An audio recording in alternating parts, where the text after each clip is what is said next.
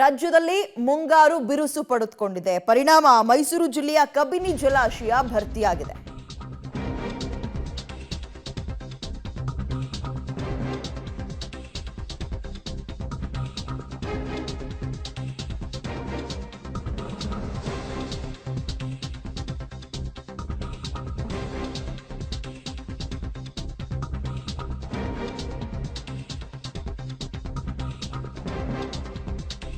ರಾಜ್ಯದಲ್ಲಿ ಮುಂಗಾರು ಮಳೆ ಆರ್ಭಟ ಜೋರಾಗಿದೆ. ಮೈಸೂರು ಜಿಲ್ಲೆಯ ಕಬಿನಿ ಜಲಾಶಯ ಭರ್ತಿಯಾಗಿದ್ದು ಇದೀಗ 4 ಕ್ರಸ್ಟ್ ಗೇಟ್ಗಳನ್ನು ಓಪನ್ ಮಾಡೋದ್ರ ಮುಖಾಂತರ ನೀರನ್ನು ಹೊರಗೆ ಬಿಡ್ತಾ ಇದ್ದಾರೆ.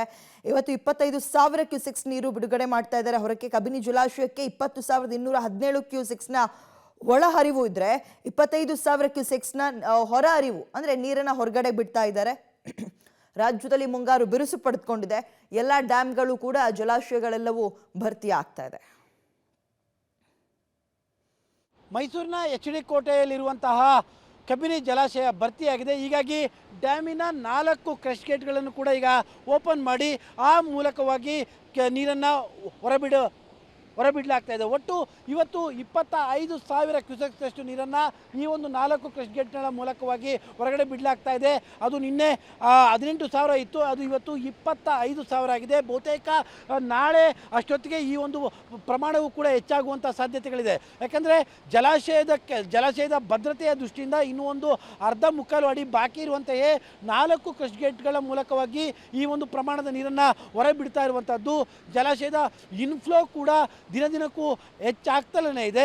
ಈ ದೃಷ್ಟಿಯಿಂದಾಗಿ ಮುಂಜಾಗ್ರತಾ ಡ್ಯಾಮಿನ ಭದ್ರತೆ ದೃಷ್ಟಿಯಿಂದಾಗಿಯೇ ಈಗ 4 ಕ್ರಸ್ಟ್ ಗೇಟ್ಗಳ ಮೂಲಕವಾಗಿ ನೀರನ್ನು ಹೊರಬಿಡ್ತಾ ಇರುವಂಥದ್ದು.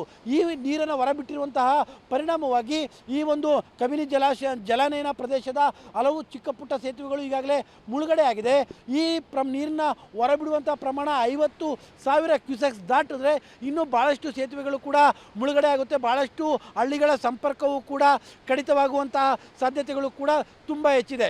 ಮತ್ತು ಸರ್ಕಾರಕ್ಕೆ ತಮಿಳುನಾಡಿಗೆ ನೀರು ಬಿಡಬೇಕು ಎನ್ನುವಂಥ ಒಂದು ರೀತಿಯಾದಂತಹ ಸಂಕಷ್ಟ ಎದುರಾಗಿತ್ತು. ಈಗ ಪ್ರಕೃತಿ ಅದಕ್ಕೆ ಒಂದು ರೀತಿಯಾಗಿ ಉತ್ತರವನ್ನು ಕೊಟ್ಟಿದೆ. ಈ ಒಂದು ಕಬಿನಿ ಜಲಾಶಯದಿಂದ ನೀರನ್ನು ಹೊರಬಿಡ್ತಾ ಇರುವಂತಹ ಹಿನ್ನೆಲೆಯಲ್ಲಿ ತಮಿಳುನಾಡಿಗೆ ಇದರ ಪಾಲು ಕೂಡ ಹೋಗುತ್ತೆ.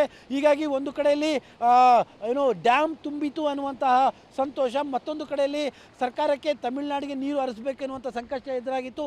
ಆ ಸಂಕಷ್ಟದ ನಿವಾರಣೆ ಎರಡೂ ಕೂಡ ಉಂಟಾಗಿದೆ. ಸದ್ಯಕ್ಕೆ ಪ್ರವಾಹದ ಮಟ್ಟದ ಭೀತಿ ಇಲ್ಲ.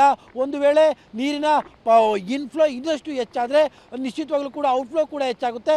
ಆಗ ಕಬಿನಿ ಜಲಾನಯನ ಪ್ರದೇಶದಲ್ಲಿ ಪ್ರವಾಹ ಸೃಷ್ಟಿಯಾಗುವಂಥದ್ದು ಖಚಿತ. ಕ್ಯಾಮ್ರಾ ಪರ್ಸನ್ ಕಾರ್ತಿಕ್ ಜೊತೆ KP ನಾಗರಾಜ್, ಪಬ್ಲಿಕ್ TV.